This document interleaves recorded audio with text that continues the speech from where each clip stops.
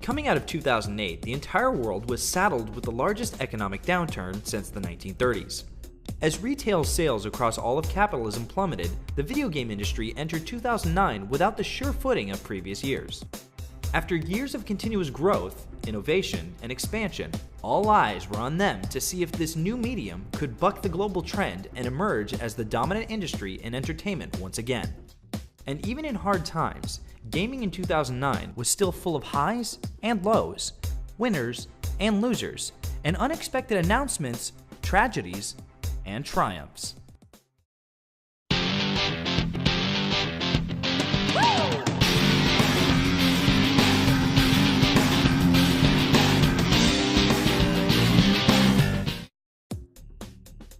January kicked the year off with an unwelcome bit of bad news. Ensemble Studios, makers of Age of Empires, and the still-in-development Halo Wars would be closed down by its owner, Microsoft. That same month, Pandemic Studios released Lord of the Rings Conquest, and unbeknownst to anyone at the time, was the last game they would release while still in existence.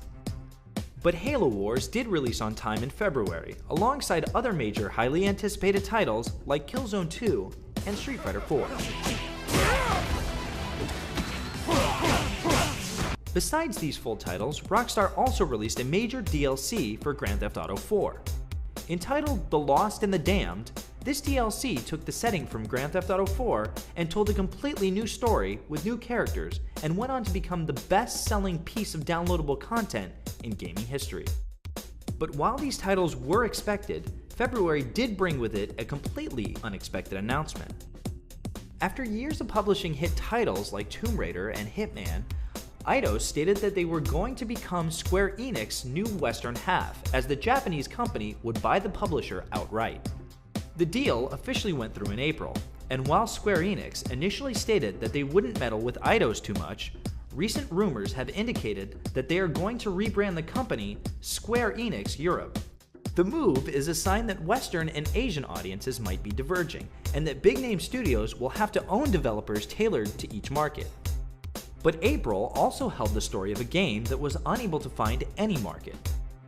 On April 5th, developer Atomic Games announced that they were making 6 Days in Fallujah, a realistic military game that they labeled as survival horror.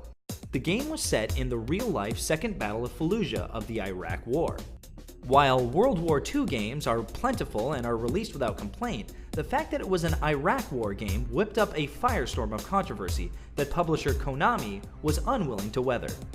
With both observers and gamers claiming that the events depicted were just too recent, Konami backed off of the project on April 22nd.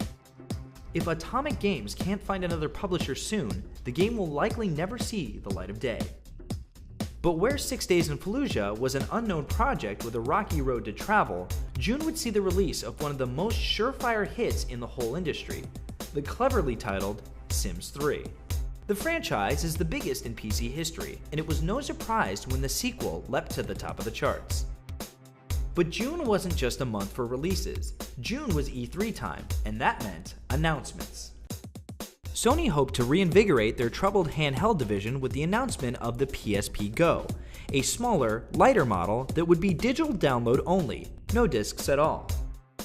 Meanwhile, their rival Microsoft took a direct stab at their rival, Nintendo, with the announcement of Natal. Natal is a camera that will be able to recognize specific movements and objects in the real world, making a controller unnecessary while playing a game. If it can deliver on its potential, it could very well change the nature of gaming, if not user interfaces in general. On the software side of things, Bungie announced its next and final Halo project, Halo Reach, telling the audience nothing, except that it'll release in 2010. Then Valve shocked the gaming world when they announced that they were already half done with Left 4 Dead 2, even though the original had only just released last November. The quick turnaround time led to a huge controversy and boycott, as gamers worried that the company was simply exploiting their user base for their own profit. At the same time, Hideo Kojima himself announced that his Metal Gear Solid franchise would be going multi-platform after over a decade on Sony platforms.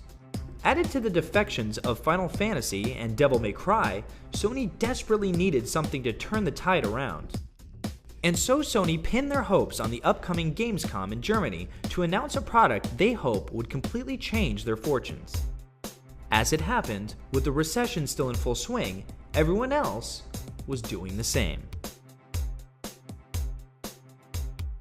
Tune in next time to see how the end of the year push led to both disappointments and smashed records.